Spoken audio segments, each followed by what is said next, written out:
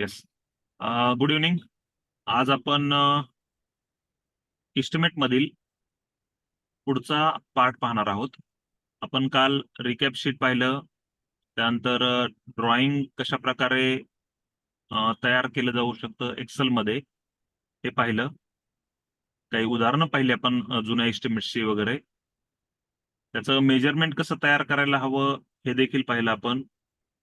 जे लिंकिंग करून येईल तुमचं, जेणेकरून लगेच तुमचं रिकॅप शीट किंवा तुम्हाला जे अमाऊंट अचीव्ह करायच्या त्या तुम्हाला पॉसिबल होऊ शकतील.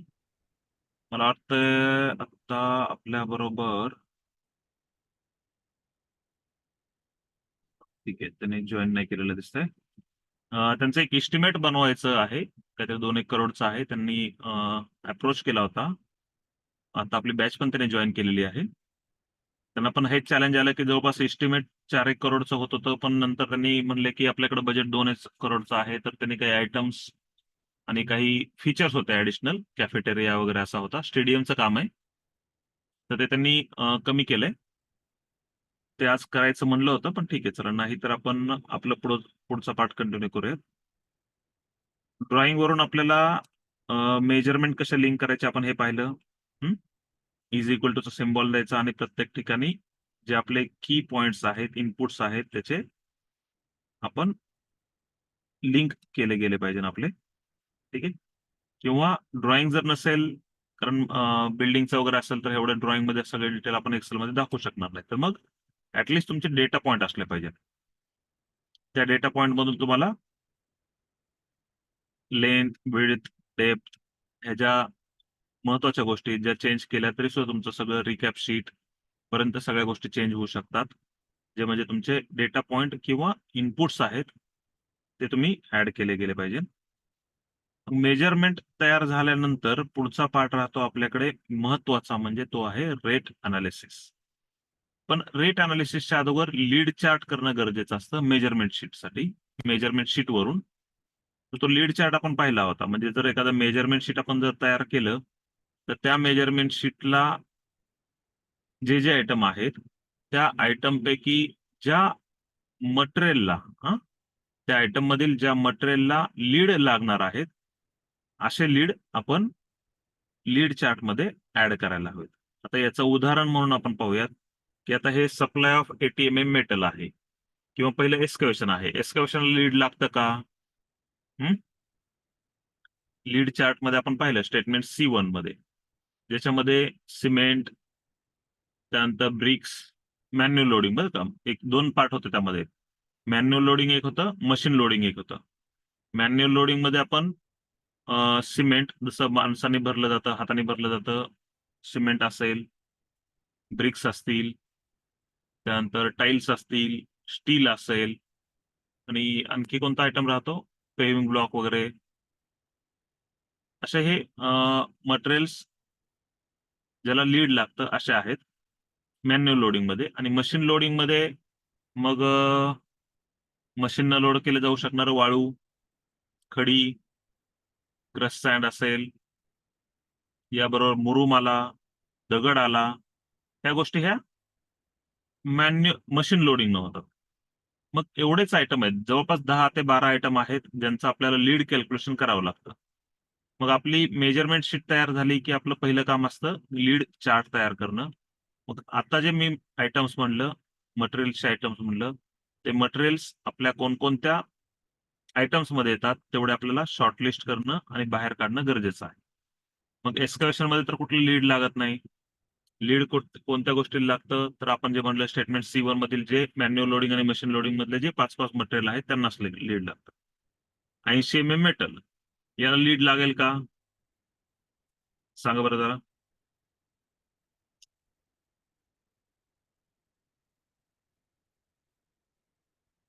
लागणार. एस्कवेशनला लीड लागेल? ATMM ला, एस्कवेशनला नाही. हा, एस्कवेशनला लागणार नाही, पण ATMM ला लागेल. ATMM मध्ये कोणते आले, तर हा आयटम जर वाचला तर तुम्हाला असं दिसेल की हा जो ATMM आहे हा हँड ब्रोकन आहे. म्हणजे आपल्याला दगडाचा लीड लागणार आहे, दगडाचा. तर आपल्याला स्टोन हे पहिलं घ्यायला हवं. त्यामुळे मग मी लीड चार्ट मध्ये पहिला आयटम ऍड केला, स्टोन. यानंतर परत मी मेजरमेंटवर जातो. सप्लाय ऑफ हार्ड मुरुम. हार्ड मुरुमला लीड लागतो का? मुरुमला लागतो. हा, मुरुम बाहेरून आणायचा आपल्याला. तर त्याचा आयटम मग मी इथं ऍड केला लीड चार्ट मध्ये, हार्ड मुरुम. यानंतर परत मेजरमेंट येतो. स्प्रेडिंगला लीड लागतं का? नाही, कारण मटेरियल ऑलरेडी आपल्या साईटवर आलेलं आहे, त्याला फक्त स्प्रेड करायचं आहे आपल्याला. स्प्रेडिंग ऑफ मुरुमला नाही लागत, कॉम्पॅक्शनला लागत नाही, कॉम्पॅक्शन ऑफ हार्ड मुरुमला लागत नाही. असं काय करायचं, तुम्हाला प्रत्येक आयटम पाहत जायचं, त्याच्यामध्ये जे आपल्याला लीड चार्ट मध्ये ऍड करायचे आयटम आहेत 10 ते 12, त्यापैकी जर आयटम असेल तर फक्त इकडे लीड चार्ट मध्ये ऍड करत चालायचं. जसं आता पुढचा आयटम घेतला आपण, तर M10 PCC. M10 PCC मध्ये कशा कशाला लीड लागतं? सिमेंट, आणखी कशाला लागेल? खडी आणि वाळू किंवा Sand. क्रश सँड वापरत असेल आपण तर. बरोबर आहे. मग हे 3 आयटम आपण या ठिकाणी लीड चार्ट मध्ये ऍड केलं, सिमेंट, क्रश सँड, ऍग्रिगेट. मग पुढचा आयटम कोणता आहे? M20 concrete. तर M20 कॉन्क्रीट मध्ये पण सेम आयटम येतात, सिमेंट, वाळू, खडी. फिक्सिंग ऑफ बोर्ड, यामध्ये कुठलाही लीडचा आयटम येत नाही. त्यामुळं या इस्टिमेटसाठी आपल्याला फक्त एवढ्याच मटेरियलचे, 6च मटेरियलचे लीड कॅल्क्युलेशन करावं लागत आहे. मग लीड चार्ट काय सांगतो आपल्याला? लोकेशन ऑफ क्वेरी लिहा, कुठून मटेरियल येणार आहे त्याचं गावाचं नाव लिहा. त्यानंतर ते किती किलोमीटरवर आहे तुमच्या साईट पासून ते मेन्शन करा. त्यानंतर त्याचे लीड चार्जेस कॅल्क्युलेट करा. ते आपण स्टेटमेंट C1 मध्ये त्या किलोमीटरच्या अगेन्स्ट लीड चार्ट पाहतो. राऊंड अप मध्ये असेल तर दिलेल्या किलोमीटर मध्ये असेल तर भेटेल, नसेल तर आपल्याला इंटरपोलेशन मेथड करायची, किंवा जसं एक्सेल शीट शेअर केलं होतं, त्या एक्सेल शीट मध्ये 0.5 किलोमीटर पण कोणीतरी शेअर केलं होतं पहा आपल्या ग्रुपवर. 0.5 नुसार जर लीड कॅल्क्युलेशन त्यांनी करून दिले असतील तर डायरेक्टली त्यातून उचलायला काहीच हरकत नाहीये. ते लीड चार्ज घ्यायचे. इनिशियल लीड चार्जेस 0 आहेत, त्यामुळे नेट लीड चार्जेस हे lead charges minus initial lead charges असतात, ते तेवढंच येऊन जातो आपल्याला सध्या. मग हा लीड चार्ट तर तयार करायचं तुम्हाला समजलेला आहे. त्यानंतर पुढे जायचंय मग आता आपल्याला रेट अनालिसिस करण्यामध्ये. आता इथून पुढे प्रत्येक आयटम, मेजरमेंट शीट मधला प्रत्येक आयटम आहे तो आपल्याला रेट अनालिसिस करायला हवा. त्याचा रेट एकतर जो SSR मध्ये आहे तो येतोय का, ऍडिशनल अजून रेट कोणता येणार आहे. ऍडिशनल म्हणजे कोणता? तर मग त्यासाठी आपल्याला रेफर करायचं आहे आपण जे नोट्स काढलेले आहेत त्या नोट्स. आता इथून पुढे तुमचं मेन रेट अनालिसिस चालू होतं. ठीक आहे, या नोट्स रेफर करायच्या. नोट्स मध्ये काय सांगतं की इन्क्लुडेड इन कम्प्लिटेड रेट, म्हणजे आपल्याला आता पहिलं काम काय करायचंय, आपण जे इस्टिमेट घेतलंय, समजा एस्कवेशन आहे, तर एस्कवेशनचा रेट ऍज पर SSR तो लिहायचा. ठीक आहे, आयटम नंबर शोधायचा, आयटम नंबर नुसार रेट ऍज पर SSR काढायचा. तो 119 रुपये पर क्युबिक मीटर आहे. याच्यानंतर पुढची स्टेप काय आहे, आता कम्प्लिटेड रेट मध्ये काय काय इन्क्लूड आहे ते आपण इथं मेन्शन करतोय. Material, labour, machinery, labour cess, overhead, profit हे सगळे इन्क्लुडेड आहे. त्यानंतर पुढची स्टेप असते आपल्याला डिडक्शन्स करायचे. डिडक्शन्स कोणत्या कोणत्या गोष्टीचे करायचे? तर पहिला आहे स्काडा. तर स्काडा आपल्याला ऍप्लिकेबल कुठे कुठे होतं? तर ज्या ठिकाणी सिमेंट किंवा ब्युटिमन हे येतं, आणि त्या प्रोजेक्टला जर आपण स्काडा एनेबल मशिनरीज वापरणार नसेल तर मग आपल्याला स्काडा डिडक्ट करावा लागतो. मग आता हा तर छोटा प्रोजेक्ट आहे, मग आपल्याला स्काडा डिडक्ट करायचंय. मग आपल्याला काय करावं लागणार? पहिला आयटम लिहायचा डिडक्शन ऑफ स्काडा. मग यासाठी मी या ठिकाणी SSR नोट्स मध्ये येतो, ते मी इथे लिहिलेले स्काडा डिडक्शन. पण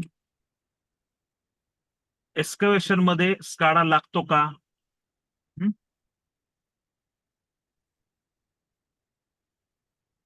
एक्सकवेशन मध्ये स्काडा लागतो का? नाही लागत. नाही लागत. नाही लागत. कारण तिथं मशिनरी जी आहे ती क्वालिटी कंट्रोल मेंटेन करण्यासारखे नाहीये, ज्याच्यात कॉन्क्रीट किंवा बिट्युमन नाहीये. मग आपण ते डिडक्ट करणार नाही. पुढचा चेक पाहायचा आपला, लेबर सेस डिडक्ट करा म्हणून सांगितलं डिडक्शन मध्ये. तो लेबर सेस किंवा ओव्हरहेड प्रॉफिट हा डिडक्ट करा. कधी? तर जर तुमचा स्पेसिफाईड एरिया पर्सेंटेज इन्क्रीज असेल तर मग आपल्याला या ठिकाणी आपल्या एस्टिमेटमध्ये पाहावं लागेल की आपला प्रोजेक्ट हा कोणत्या स्पेसिफाईड एरियामध्ये येत आहे का, आणि आपण त्याचे पर्सेंटेज पुढे जाऊन ऍड करणार आहोत का. जर येत नसेल तर हे डिडक्ट करायचं नाहीये लेबर सेस. आता येत आहे कारण आपण असं समजतोय की हा आपला एरिया आहे, हा स्पेसिफाईड एरिया हिली एरियामध्ये ऍड झालेला आहे आपला. ठीक आहे. स्पेसिफाईड एरिया इन्क्रीज हा हिली एरियासाठी 10% ऍड झालेला आहे. तो ऍड करायचा असेल तर आपल्याला डिडक्शन्स नुसार लेबर सेस हा डिडक्ट करावा लागेल. ओव्हरहेड प्रॉफिट पण डिडक्ट करावा लागतो, पण काही ठिकाणी करतात, काही ठिकाणी करत नाहीत. तुमच्या इकडे जर असेल तर करा. मग तसं 21% डिडक्ट केलं जातं. ओव्हरहेडचे 10%, प्रॉफिटचे 10%, असं 21% डिडक्ट केलं जातं. पण आपण आता समजा असं एस्टिमेट करतोय की ज्यामध्ये फक्त लेबर सेस डिडक्ट केला जातो, आणि काही काही ठिकाणी तर हा पण डिडक्ट करत नाहीत. यासाठी परत मी तुम्हाला सजेस्ट करतो की तुमच्या इथले जुने एस्टिमेट रेफर करा. त्यात लेबर सेस डिडक्ट करतात का नाही हे पहा. तर आपण आता एक उदाहरण म्हणून लेबर सेस डिडक्ट करतात असं धरूयात. लेबर सेस 1% हा डिडक्ट करतोय आपण, जो ₹1.19 आहे. बरं, आता हे ₹1.19 किंवा ओव्हरहेड प्रॉफिट का डिडक्ट करतात बरं इथं? आणि हे डिडक्ट जे करतात ना, हे परत ऍड केले जातात. तर खाली पहा, लेस फॉर लेबर सेस लिहिलंय, तसंच ऍड फॉर लेबर सेस लिहिलंय. जेवढं मी डिडक्ट केलंय तेवढं परत ऍड करून घेतलंय. असं प्रत्येक आयटमला केलंय. Supply of ATM less labour cess add labour cess, तेवढंच ₹7, ₹7. Supply of room deduct for labour cess add for labour cess.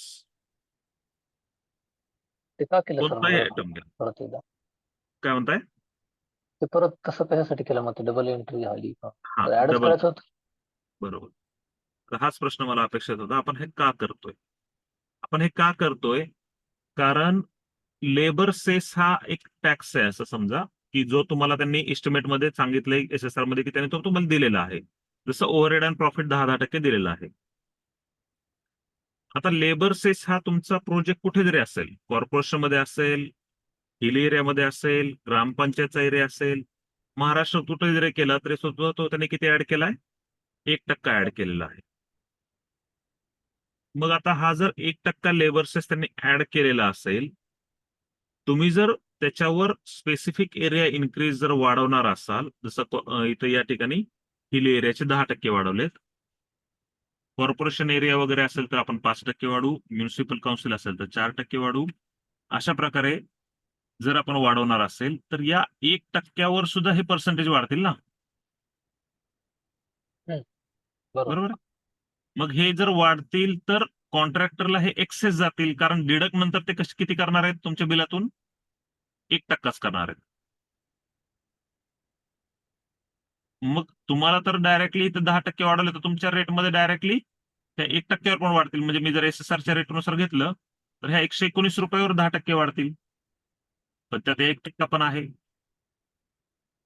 मग हा 1% जास्त, 1%वरचे 10% जास्त जाऊ नये, म्हणजे 10 पैसे जास्त जाऊ नये. समजा आपण ₹1 उदाहरण घेतलं तर ते जाऊ नये म्हणून ते डिडक्ट केलेले आहे. आणि परत ऍड करून घेतलेत, कारण परत ते तर तुम्हाला द्यायचेच आहेत. द्यायचे नव्हते असं नाहीये. हे लेबर सेसच्या बाबतीतलं झालं. मी हे म्हणतो की हे जस्टिफायबल आहे.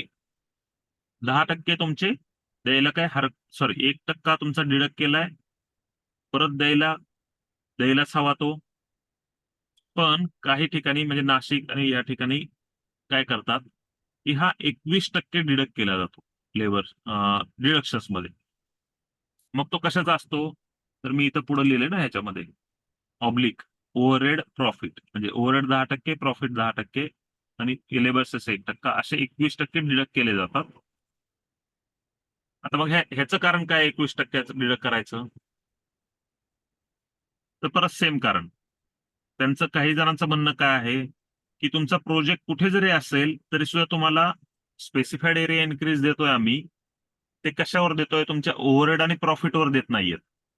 ते तुम्हाला त्या ठिकाणी काम करायला तुमचे जे ऍडिशनल एक्सपेन्सेस येणार आहेत त्याच्यावर देतोय आम्ही. मग ते लेबर आणि मटेरियलवर असू शकतात, मशिनरीवर असू शकतात. म्हणून हे 10% आपण काय करतो, सॉरी, हे जे 21% आहेत हे काय करतो, डिडक्ट करतो. पण माझ्या मते असं होतं की तुम्ही जर समजा हिल एरियामध्ये काम करताय तर तुम्हाला प्रॉफिट पण थोडासा जास्त असायला पाहिजे. म्हणजे त्या प्रॉफिटमध्ये पण स्पेसिफिक एरिया इन्क्रीजचे ऍड व्हायला पाहिजे. ओव्हरहेड पण वाढणार आहेत तुमचे, त्यामुळे त्याच्यावर पण 10% ऍड व्हायला पाहिजे. म्हणून मी म्हणतो की हे 1% जे केलं ना हे बरोबर आहे. 21% करणं थोडंसं चुकीचं आहे असं वाटतं. पण जर तुमच्या इकडे करत असतील 21% डिडक्ट तर 21%च करा. कारण तुम्ही भांडवून त्यांच्याशी जर करू शकत असाल तर ठीक आहे. बाहेरच्या ठिकाणी असं चालतं, मग आपल्या ठिकाणी का करत नाहीत? त्याची तुम्ही उदाहरणं देऊ शकता त्यांना आणि ते तुमच्या इथं ती सिस्टीम चेंज करून घेऊ शकता. आता हा 1% खूप नॉमिनल वाटतो, म्हणजे ₹1.19 10% वाढणार होते, म्हणजे जवळपास फक्त ₹1.19 10% म्हणजे किती 11 पैसे फक्त वाढणार होते. बरोबर ना? मग एवढ्यासाठी एवढं का करायचं? तर त्याचं उदाहरण आपण एक थोडंसं मोठ्या लेवलला जर गेलो तर तुम्हाला समजून येईल. मी रेट ऍज पर SSR न जर इस्टिमेट केलं आणि ते इस्टिमेट जर समजा 10 लाख रुपयाचं होत असेल, त्याच्यावर मी डायरेक्टली 10% ऍड केले कुठलेही डिडक्शन न करता, तर माझं ते इस्टिमेट होतं 11 लाख रुपयाचं. पण हीच सिच्युएशन मी 10% हे आहे त्याच्यात 1% माझा डिडक्ट केला, 10,000 रुपये, 9,90,000 रुपये आले. त्याच्यावर मग मी 10% ऍड केले डिडक्ट करून, जसं आपण केलं तसं, ते 99,000 रुपये आले. डिडक्ट केलेले 10,000 परत मी ऍड केले. असं केलं तर ह्या तिन्हींची टोटल माझी जी येते ती येते 10,99,000 रुपये. पण कॉन्ट्रॅक्टरला इथे किती गेले असते? 11 लाख रुपये गेले असते. म्हणजे किती रुपयाचा गव्हर्नमेंटचा फायदा झाला?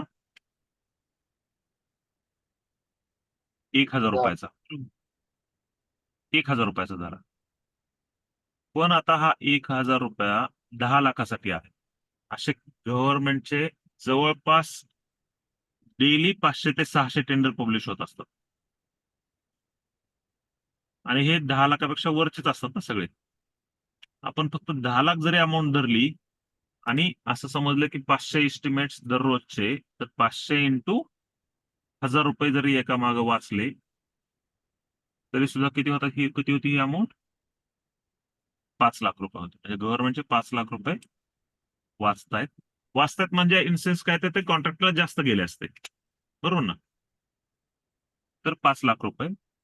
असे किती दिवस आपलं काम चालतं? वर्षभर. वर्षभर काम चालतं ना आपलं. म्हणजे साधारण 365 दिवसामधले 65 दिवस सुट्ट्या समजल्या. रविवारच्या दिवस टेंडर पब्लिश होत नाही वगैरे असं. तर 300 दिवस तर टेंडर पब्लिश होतात तेवढे. तर याचं जर कॅल्क्युलेशन केलं तर ही अमाऊंट येते जवळपास 15 कोटी. 15 कोटी अमाऊंट येते बघा. हम्म? बरोबर. फक्त 10 लाख बेस धरून केलं तरी सुद्धा हे जर मग एकेका दिवशी 10 कोटी, 50 कोटी, 100 कोटीचे पण टेंडर पब्लिश होतात ना, त्याच्यावर किती होईल? सर जे लेस फॉर लेबरचे जे हे आहेत ना 1% घेतोय आपण, हा, तर ते ऍड करतोय आणि डिडक्ट करतोय. तर आमचे सर म्हणाले होते की एक्झिक्युटिव्ह सर की ते घ्यायचे नाहीत म्हणून. हा, घ्यायचं. ठीक आहे ना. का घ्यायचे नाहीत बरं? मी आता उदाहरण सांगितलं त्याप्रमाणे जर गव्हर्नमेंटचे जास्त जात आहेत, मान्य आहे का तुम्हाला? आता हे जास्त जातात का नाही जातात? हो, तो जास्त जात आहे. हो सर. बरोबर ना? मग डिडक्ट करायला पाहिजे ना. काही ठिकाणी करत नाहीत, मान्य आहे. पण जास्त जात आहेत म्हणून डिडक्ट करा. नसतील करत, ठीक आहे, कॉन्ट्रॅक्टर जास्त जात आहेत, तुम्हाला तुमचा काय जॉब चालू आहे, सिनियर म्हणतायत नाही करायचं, ते निर्णय देणार आहेत, आपलं नाही तर नाही करायचं. मग तुमचं हे उलट 2 लाईन प्रत्येक रेट अनालिसिस मध्ये वाचतील. हो हो. लेस पण करायचं नाही आणि ऍड पण करायचं नाही. नाही. पण सर ते स्पेसिफिक एरिया असलं तरच आपण ऍड करतो ना. हा, स्पेसिफिक एरिया असेल तरच ऍड करतो. नाहीतर तसे अदरवाईज त्याला करायची गरजच नाहीये. करायची गरज नाही. हा मग हे येस, झंझट येत त्याच्यामुळे ते मला असं वाटतं की यांना जे सांगितलं, कारण की अमरावती जिल्ह्याला वर्किंग आहे, तर नाही, आमच्या पण इकडं अमरावतीत तुमचं पोस्टिंग कुठे आहे? प्रतीकची पोस्टिंग बहुतेक अमरावतीलाच आहे. अमरावतीला कुठे म्हणजे प्रत्येक अमरावतीलाच आहे सर. अमरावती, सब मग तुमची डिव्हिजन. तर म्युन्सिपल काउन्सिल तर असेल ना, महानगरपालिका असेल मला हो वाटतं हो अमरावती. हो हो सर. हा मग त्यात तर करायला पाहिजे ना, 5% तर ऍड होतात ना तिथं. 4% त्याच्यात ऍड होतात सर, तर स्पेसिफिक एरियामध्ये ऍड झाल्यानंतर लेबर सेस प्लस मायनस व्हायलाच पाहिजे. हा मग व्हायला पाहिजे ते. ठीक आहे, नाही करत तर काय हरकत नाही, जास्त त्याच्या भानगडीत नाही पडायचं. पण तुम्हाला मी एक्सप्लेनेशन म्हणून मी सांगितलं की काय होऊ शकतं आणि कसं असायला पाहिजे. त्यामुळे मी इथं डिडक्शन मध्ये काय लिहिलंय, स्काडाचा चेक लावा, तो जर नसेल तर लेबर सेसचा लावायचा. पण तिथंही मी लिहिलंय की if specified area percentage increase असेल तर डिडक्ट करायचा आहे, नसेल तर नाही करायचा. त्याच्यानंतर तिसरं डिडक्शन येतं if negative material rate difference is there. म्हणजे काय, जर समजा एसीचं सर्क्युलर निघालंय की सिमेंटचे रेट कमी झालेत, समजा 100 रुपयानं कमी झालेत आणि ते तुम्हाला डिडक्ट करायचे आहेत, तर मग ते डिडक्ट कधी केले जातात रेट अनालिसिस मध्ये, तर ते आपण ज्यावेळेस रेट अनालिसिस करू त्यावेळेस पहिले डिडक्शन मध्येच ते लेस करायचे. म्हणजे इथे आता समजा जर आता सिमेंट आपण घेतलं, ते आपण ह्याचा आयटम घेतला पीसीसीचा, तर इथे मला जे मी रेट ऍज पर एसएसआर घेतलाय, स्काडा डिडक्ट केलं कारण पीसीसी आली, 126 रुपये डिडक्ट केले, लेबर सेस डिडक्ट केला, आणि जर माझं सिमेंटचा पण डिफरन्स असता तर तो पण मी इथं डिडक्ट केला असता, बरोबर ना, पहिलाच. का तर कारण मला नंतर जे ऍडिशन करायचे त्याच्यामध्ये हे जे डिडक्शन करणार आहे त्याच्यावर ते ऍडिशनल पर्सेंटेज जायला नको. म्हणजे 100 रुपयावर परत 10% जर मी अजून ऍडिशन करून नंतर जर डिडक्ट केले त्या 100 रुपये, तर मला त्या 100 रुपयावरचे 10% मला भेटले असते, 10 रुपये, बरोबर ना. त्याच्यामुळे काय करायचं आपल्याला, पहिले सगळे डिडक्शन करायचे. शक्यतो नसतंच मटेरियल रेट डिफरन्स निगेटिव्ह केलेलं, पण काही काही केसेसमध्ये झालेलं आहे.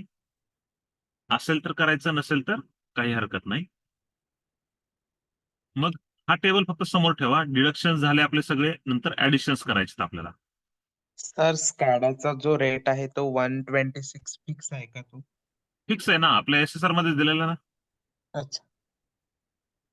आपण एसएसआर वाचला तिथंच दिलेला ना तो. हा, हो हो. तर त्यासाठी हे पेज नंबर पण लक्षात ठेवा वाटलं इथं खाली मी पेज नंबर पण लिहिले, इम्पॉर्टंट पेज नंबर्स. हा,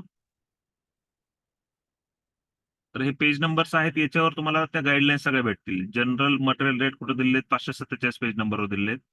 552 पेज नंबरवर लेबर रेट दिलेले आहेत. 554 पेज नंबरवर इक्विपमेंटचे चार्जेस दिलेले आहेत, प्लांट अँड मशिनरीचे. ट्रान्सपोर्टेशन चार्जेस 561 पेज नंबरवर मॅन्युअल लोडिंगचे दिलेले आहेत. 566 पेज नंबरवर मशीन लोडिंगचे दिलेले आहेत. 574 वर मटेरियल कॉन्स्टंट दिलेले आहेत. ते कुठे लागतात ते आता पुढे दिसेलच आपल्याला. तर आपण ते डिडक्शन्स करायचे, त्यानंतर रेट आफ्टर डिडक्शन काढायचा, डिडक्ट करून आलेला. त्याच्यामध्ये मग स्पेसिफाईड एरिया इन्क्रीज ऍड करायचं. परत आपण त्या टेबलकडे येऊयात. ऍडिशन मध्ये काय काय करायचे, स्पेसिफाईड एरिया इन्क्रीज ऍड करायचे, नंतर मटेरियल रेट डिफरन्स जर काय असेल तर तो ऍड करायचा. कारण जर सांगितलं की आपल्याला 100 रुपये पर मेट्रिक टनला सिमेंटच्या मागे वाढवायचे आहेत, तर आपल्या इस्टिमेटमध्ये M10 PCCच्या इथे मला ऍडिशन्स मध्ये मटेरियल रेट डिफरन्स ऍड करावं लागतं. तर मी स्पेसिफिक एरिया इन्क्रीज केल्यानंतर ऍड फॉर इथे सिमेंट रेट डिफरन्स असं करतो. ठीक आहे, तर मग सिमेंट रेट डिफरन्स कितीनं ऍड करायचा मला, तर मी रेट लिहितो 100 रुपये मेट्रिक टन ऍड करायचा आहे. ठीक आहे, पण 100 रुपये हा मेट्रिक टन आहे.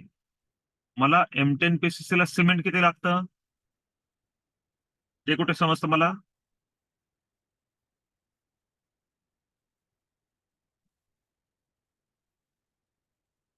हे टेबल रेफर करायचं.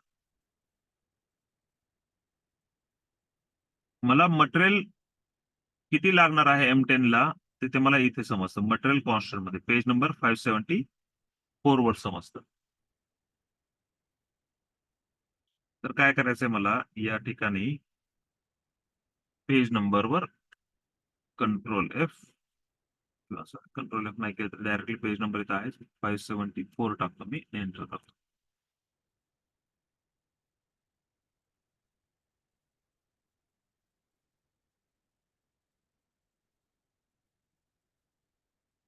ठीक आहे. पेज नंबर 574 वर theoretical requirement of material building असे दिलेले आहेत. त्यातलं मग प्लेन सिमेंट कॉन्क्रीट मध्ये M10 PCC करायला मला हा चार्ट दिलेला आहे ज्याच्यामध्ये सांगितलंय की सिमेंटसाठी M10 ग्रेड साठी सिमेंट किती लागतं तर 4.4 बॅग लागतं. वाळू किती लागते तर 0.47 लागते. खडी किती लागते तर 0.7 प्लस 0.24 म्हणजे 0.94 लागते. ठीक आहे.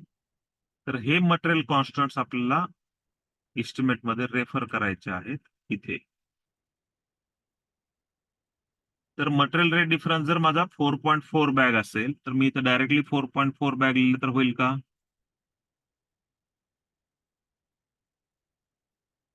हम्म 100 रुपये कशाला आहे माझा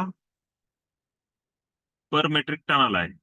तर मग मला हे सिमेंट बॅग आहेत ह्या मेट्रिक टनामध्ये कन्वर्ट करून घ्यावं लागतात. Is equal to 4.4 multiply by 50 divided bye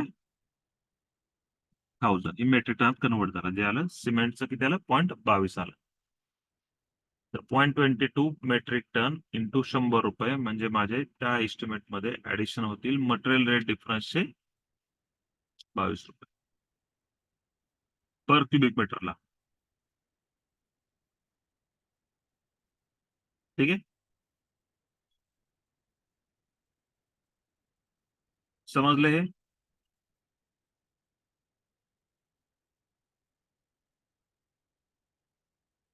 का कन्फ्युजन आहे? समजलं sir. Cement rate difference add केल्यानंतर मग ऍड करायला लागतात आपल्याला लीड चार्ट. लीड्स सगळे लीड्स म्हणजे ट्रान्सपोर्टेशन चार्जेस. मग यासाठी सिमेंट सँड आणि ऍग्रिगेट साठी ट्रान्सपोर्टेशन चार्जेस जे लागतात ते आपण इथे लिहिले लिंक करून घेतले ते पण लीड चार्ट वरून लिंक केले. मग मला काय लागतं की पर क्युबिक मीटरला M10 PCC ला मला सिमेंट किती लागेल क्रश सँड किती लागेल आणि ऍग्रिगेट किती लागेल. बरोबर आहे. मग हे कुठं समजतं मला तर हे समजतं SSR मध्ये पेज नंबर 574 पासून पुढे. ठीक आहे. जसं इथं मग आता आपल्याला काय करायचंय M10 PCC चे आपल्याला ट्रान्सपोर्टेशन चार्जेस कॅल्क्युलेट करायचे पर क्युबिक मीटरचे. तर सिमेंट मला 4.4 बॅग लागतं 0.47 सँड लागते आणि 0.94 मेटल लागतं. तर मी काय करतो या ठिकाणी add for lead cement add for lead crush sand add for lead aggregate यांचे कॉन्स्टंट्स या ठिकाणी लिहिलेत बघा. बरोबर आहे. 0.22 0.47 0.9 कुठून आले तुमच्या SSR मधून आले.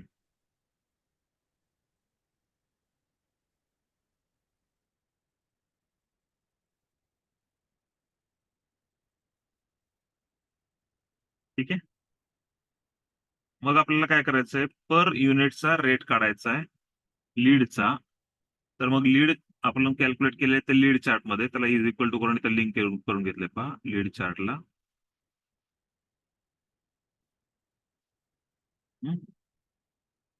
मग हे per cubic metre multiply by लागणारा मला मटेरियल त्याचा मल्टिप्लाय केलं तर एवढे मला रेट अनालिसिस करताना ऍड करावे लागतील.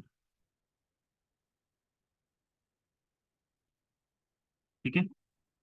मग यासाठी काय केलं material constants multiply by lead chart ती एक अमाऊंट काढली.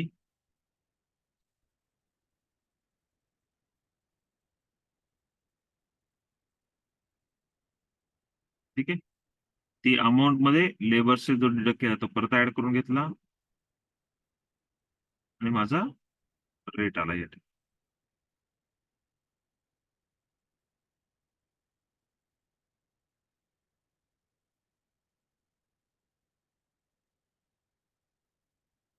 क्लिअर आहे. आता मला तुम्ही काय करा, M10 ग्रेडचं समजा आपण असं केलंय तर M20 ग्रेडचं तुम्ही रेट अनालिसिस करून दाखवा मला किती अमाऊंट येते. M20 grade item number 24.1. चला फास्ट मध्ये सांगा.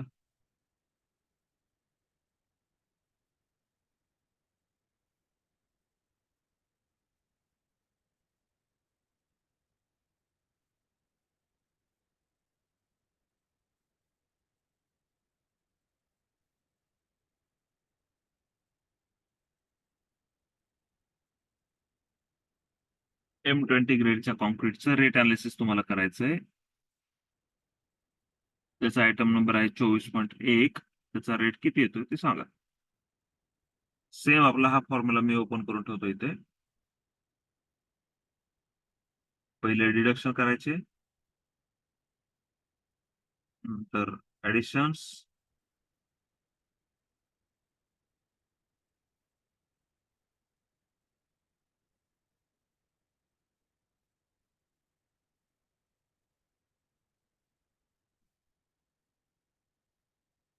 किती येत आहे?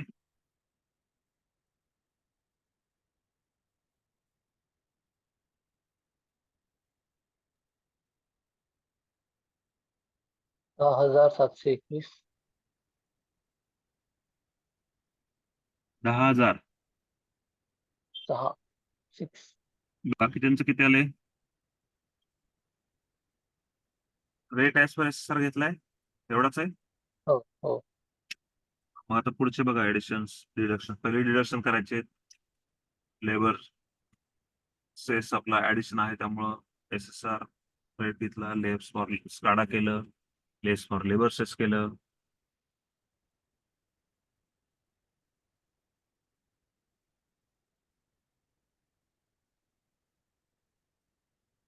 माझा रेट आफ्टर डिडक्शन आला पर्यंत बरोबर असेल. आता स्पेसिफाईड एरिया इन्क्रीज ऍड करायचंय. तर स्पेसिफाईड एरिया इन्क्रीज ऍड केलं 10% आपण. पण याच्यात सिमेंट, सँड आणि मेटल किती लागेल त्याचे पर क्युबिक मीटरचे, पर मेट्रिक टनाचे इथं त्यांनी रेट दिले. ते कशावरून आले? आपल्या लीड चार्टवरून आले. तर मला M20 ग्रेड कॉन्क्रीट करण्यासाठी सिमेंट किती लागतं?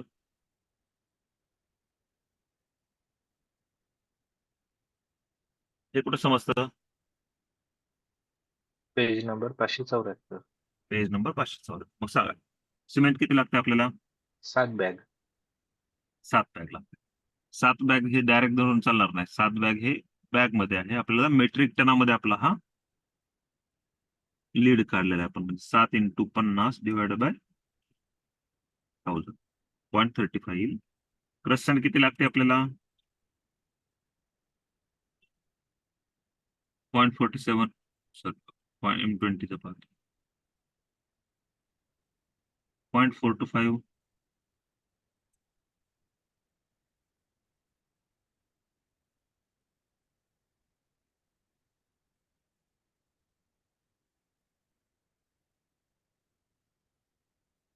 मेटल 3 इंची टोटल 5, 6, 7, 8, 8.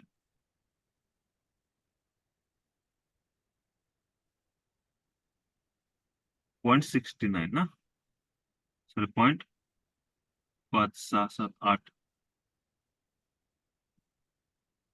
0.86 येते का? खडी किती तिने मिळून?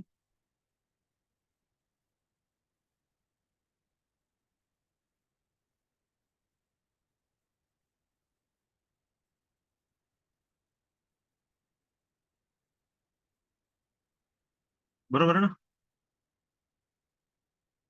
आता तुमचा काय आला सांगा बरं मग.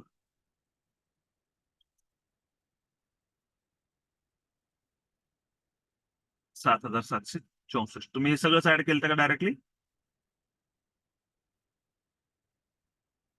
तर तुम्ही लीड चार्ट सेपरेट काढला होता काही वेगळा?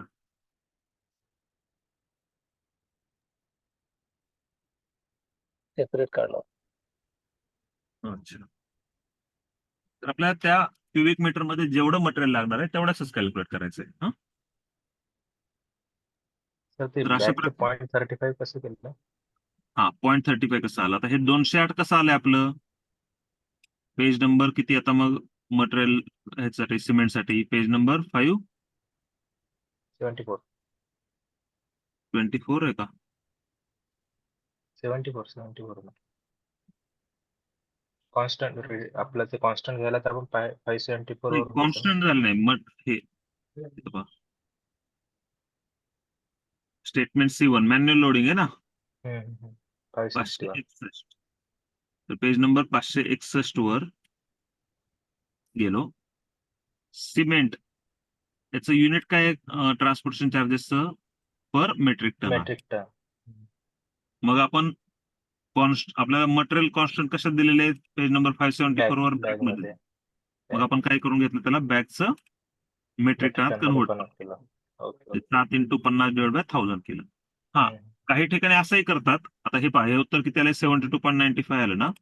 काही ठिकाणी असंही करतात, 7 बॅग धरतात. हे जे 208.43 आहे ना, तर लीड चार्ट मध्येच पुढे अजून एक कॉलम ऍड केला जातो. मेट्रिक डिवायडेड बाय टनात युनिट 20 आहे करतात. याचं. Divide by 20. 20 करतात. येस. हे आलं माझं बॅग आलं. बॅग मध्ये. हा, आम्ही आता असं मी करतो सर. हा तेच म्हणजे दोन्ही प्रकारे केलं जातं. इंटू 10 हे केलं आपण. Is equal to 7 × 10.41. 72.95 इथं पण 72.90. कसं आहे, दोन्ही प्रकारे करा, उत्तर तुमचं सेमच येईल. त्यामुळे तुमच्या इथं कसं करतात त्याप्रमाणे तुम्ही ऍडिशन करा.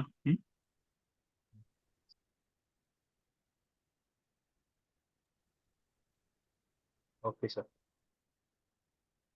ठीक आहे. आणि बाकी हे तर क्युबिक मीटर मध्येच, त्यामुळे ते आहेतच ठेवलं आपण. तर अशा प्रकारे तुम्ही काय करा, आता हे रेट अनालिसिस आपण घेतलंय. असं रेट अनालिसिस तुम्ही एक एस्टिमेट तयार करा. आता हे बाकी स्प्रेडिंग ATMM असू देत, मुरुम असू देत, यासाठी काय मुरुमासाठी काय येणार आहे बरं? स्प्रेडिंगसाठी रेट ऍज पर SSR घेतला, डिडक्शन करायचे कारण ऍडिशन आहे म्हणून, त्यामुळे डिडक्शन केले, रेट आफ्टर डिडक्शन काढला. तर स्कॅडाचे जे आहे ते जिथे कॉन्क्रीट आहे तिथेच घेतोय ना आपण? येस, काढा फक्त कॉन्क्रीट आणि बिट्युमन ज्या ठिकाणी आहे त्याच ठिकाणी घ्यायचं. ओके. त्यामुळे मग हे स्प्रेडिंग वगैरे कॉम्पॅक्शन ह्याच्यामध्ये ऍड केलं नाही आपण. आणि जर तुमचा स्पेसिफिक एरिया इन्क्रीज नसता तर तुमचा रेट ऍज पर SSR जो आहे तोच तुमचा अनालाइज रेट राहतो. ठीक आहे. तुमच्याकडे जर प्रोजेक्ट एस्टिमेटसाठी येत असतील त्या ठिकाणी पाहायचं की जुन्या एस्टिमेट मध्ये कसं धरलेलं आहे.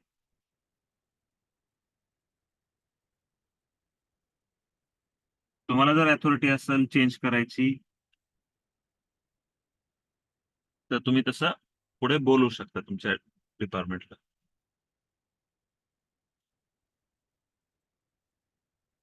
ठीक आहे. तर आता बाकीचे आयटम सगळे तशाच प्रकारे कॅल्क्युलेट केलेले आहेत. तर तुम्हाला मला वाटतं मी हे शेअर पण केलेलं आहे एस्टिमेट कॉन्क्रीटचं. तर ते बाकीचे आयटम पाहून घ्या. आणि उद्या काय करा तुम्ही, मी एक ब्युटिमनचं तुम्हाला एक पेव्हिंग ब्लॉकची एक असाइनमेंट देतो. इथं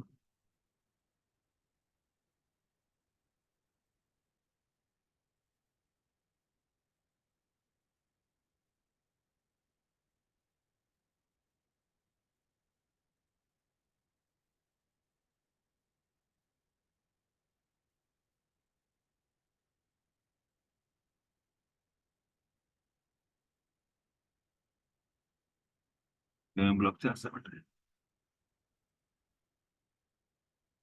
तर ही असाइनमेंट तुम्हाला शेअर करतो किंवा स्क्रीनशॉट काढा बरं. चला त्या शेअर करायला आणि परत मला अजून ते व्हॉट्सअप चालू करा, हे करा. डायरेक्टली तुम्ही इथे स्क्रीनशॉट काढा. हा एबीसी चौक ते XYZ चौक 250 मीटर लांबीचा आहे. त्याची रुंदी 2 मीटर आहे. दोन्ही साईडला कॉन्क्रीट करायचंय थोडं थोडं. सोलिंग करायची आहे खाली आणि असे पेव्हिंग ब्लॉक बसवायचे आहे. तर तुम्ही हे ड्रॉइंग नुसार हे स्वतः ड्रॉ करा तुम्ही ड्रॉइंग. हा या ड्रॉइंग नुसार तुम्ही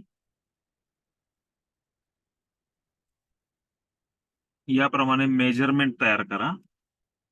जे जे आयटम आहेत ते त्याचं लीड चार्ट तयार करा. आता पेव्हिंग ब्लॉक मध्ये कशा कशाला लीड येतील बरं?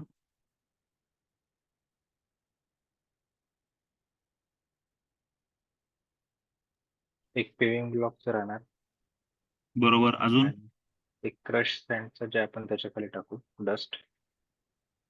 क्रश सँडचं. बरोबर. अजून सिमेंटचं येणार, सँडचं येणार, सिमेंट सँड जर तुम्ही दोन्ही बाजूला कॉन्क्रीट करताय तर कॉन्क्रीट केलं तर त्याचे ऍड होते. तर सोलिंगला 80 mm किंवा रबर Yes. स्टोन. तर सोलिंग मध्ये 2 आयटम येतात परत. एक आहे 230 mm थिकनेसचा दगडाचा आणि एक 80 mm चा. कोणताही जरा तुम्हाला दगडाचं लीड ऍड करायचे.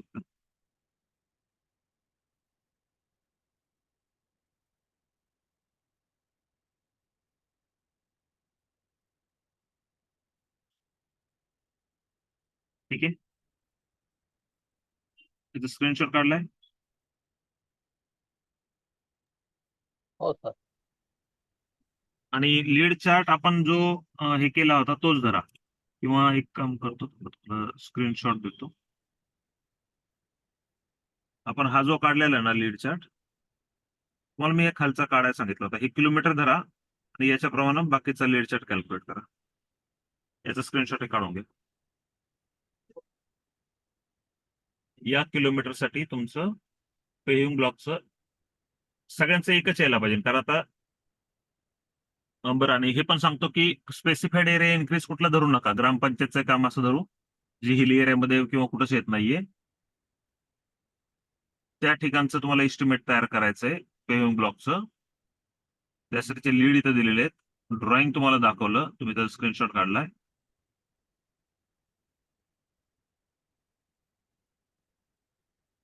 ठीक आहे. त्याची एक केस स्टडी वाटलं तर तयार करा तशी तुमची स्वतःची. ठीक आहे. प्रॅक्टिस फाईल पण होऊन जाईल ती. करता येईल हे तयार. हो सर. हो हो. ट्राय करा. हा कारण जर तुमचं रेट अनालिसिस झालं तर मग पुढचं काम खूप सोपं असतं आपलं. कारण आलेले रेट हे रेट फक्त इथं ऍबस्ट्रॅक्ट मध्ये घेतले जातात. हे जे रेट आलेत पहा सगळे RA वरनं आलेले. हा लिंक केलेत सगळे. शेवटी लिंकिंगचं परत महत्व जे करतो ते परत लिंक करून घेतो सगळंच. त्यामुळे क्वांटिटी माझी लिंक कुठून करून आली तर मेजरमेंट शीटून आली. हे पहा जे माझी क्वांटिटी गुणिले त्याचा रेट हे जर केलं तर माझा त्या प्रोजेक्टच्या वर्क पोर्शनची अमाऊंट येऊन जाईल.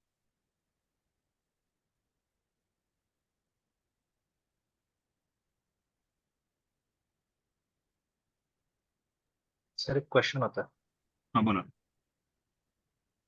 सर जसं आता आपलं रोडचं वर्क असतं हम्म. त्यासाठी आपल्याला 80-40 आपण साईटवरनं काट करतो. हा. तर त्याच्यामध्ये जसं रेट ऑफ मटेरियल 80 mm मेटलला सप्लायिंगचा असतो आपल्याला 700 रुपये. हा 40 mm अबो आणि 40 mm नॉमिनल साईज त्यासाठी 750 असतो. हा. तर त्याच्यासोबत रेट रोडला आपण जे मटेरियल सप्लाय करतो ना, जसं आता आपल्याकडे सप्लायचा आयटम आहे SSR मध्ये 700-750 दिलाय का? Rate of material. नाही, मला SSR मध्ये सांगा. आयटम नंबर सांगा त्याचे. आयटम नंबर एक सेकंड सर, नाही बघायला पाहिजे. मी म्हणजे एक एस्टिमेट रिपोर्ट बघूनच सांगत होतो तुम्हाला. मग त्याचा आयटम नंबर पहा आणि त्याच्यानुसार तो 700 घेतलाय का काय घेतलाय SSRचाच रेट आहे तो सप्लायचा. बरं ठीक आहे. हा चला मग मग वेगळा का घेतलाय 80चा ह्याचा वेगळा आणि 80 mm आणि 40 mm 700 आणि 750 असे दोन ठीक रेट आहे. आहेत हा ठीक आहे. त्याच्यामध्ये. घेतला हा पुढे आणि त्याच्यामध्ये प्लस केलं त्यांनी रेट ऑफ कार्टिंग. नाही. रेट ऑफ कार्टिंग म्हणजे जे आपण लीड घेतोय ते लीड प्लस ते सप्लाय आणि मग ते दोघांची ऍडिशन करून तिथे रेट घेतला त्यांनी सप्लायच्या याच्या आयटमला. नाही बरोबर ना, कार्टिंग म्हणजे लीड चार्ट घेतला त्यांनी. हा लीड चार्टची ती आता तिथे 300 रुपयाचा लीड पडतोय आपल्याला हो हो त्या पर पॉईंट पासून साईड ऍड पर्यंत केलं ते. बरोबर. हा हा आणि परत 700 रुपये त्यांनी SSR चे रेट. बरोबर. तो एरिया तो प्रोजेक्ट कुठल्याही स्पेसिफिक एरियामध्ये येत नाहीये. नाही. बरोबर आहे. मग ते ऍड केलं. त्याच्यानंतर अजून दुसरे कुठले ऍडिशन होऊ शकतात? मटेरियल डिफरन्स काय आहे का? नाही. नाहीये, त्यामुळे तो पण ऍड झाला नाही. मग झालं तर ते तेवढं. बरोबर म्हणजे आहे. ते ते बरोबर आहे ना तसं करणं. बरोबर आहे ना. हे तर म्हणजे पाहायचं. हम्म. डिडक्शन्स ते 80 mm ला काढायचं पण नाहीये, लेबर्सेसचा पण नाही, कुठला एरिया नाही, मटेरियल डिफरन्स पण नाहीये. म्हणजे डिडक्शन नाही कुठले आपण करणार नाही. नाही ऍडिशन्स करताना स्पेसिफाईड एरिया इन्क्रीज आहे का नाहीये, मटेरियल नाही. डिफरन्स आहे का नाहीये, लीड चार्जेस आपण केले ऍड. बरोबर आहे. खडीचं आहे बरोबर. त्यामुळे खडीचा ऍड केला. लिफ्ट काय आहे का त्याला नाहीये. मग तुमचं नाही. काही ऍडिशन पण होत नाही, डिडक्शन पण होत नाही, रेट आहे तोच राहतो. ओके. ऍड म्हणजे सॉरी हे लीड चार्जेस ऍड करून जो काय रेट येईल तो राहतो. तुमची स्क्रीन शेअर नाही वाटतं ना? बरोबर ना. डिडक्शन्स काय नाहीत, ऍडिशन्स आपण केले. ठीक आहे.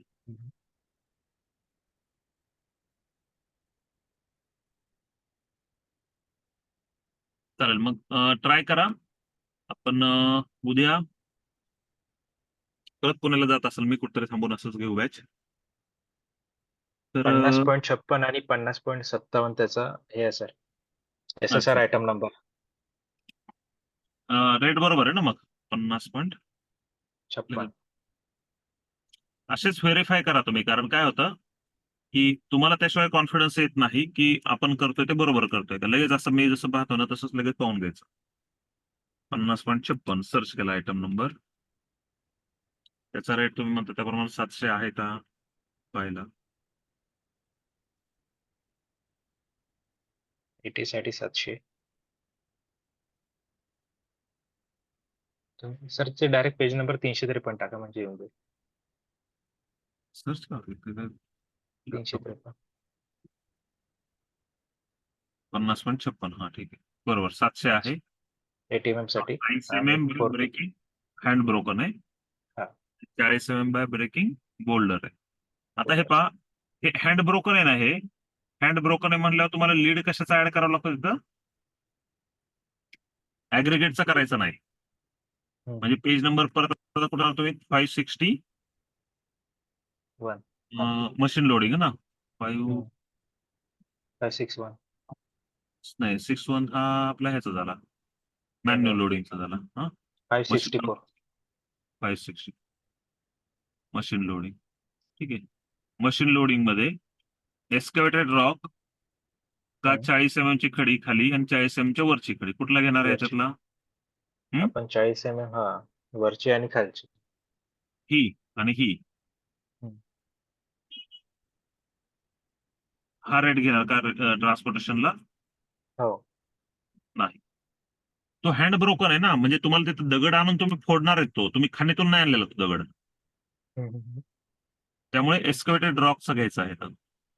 ओके. चेक करून बघा तुमच्या इथं किलोमीटर किती दिले त्याच एस्टिमेटला, आणि ते इथं क्रॉस चेक करून बघा तेच येते का बरोबर. त्यांनी सर ते अबो 40 आणि बिलो 40 घेतलेलं आहे. नाही मग ते चुकीचं घेतलं, कारण आयटम नंबर मध्ये सरळ सरळ लिहिलं ना इथं. हो त्यांनी आयटम नंबर मध्ये तर आहे सर 50.56. हा तर मग आयटम नंबर मध्ये लिहिलंय तिथं आपण लिहिलंय की हँड ब्रोकन. मग तो कसा असतो की तुम्ही जागेवर दगड आणता आणि तो फोडून तिथं खडी तयार करता.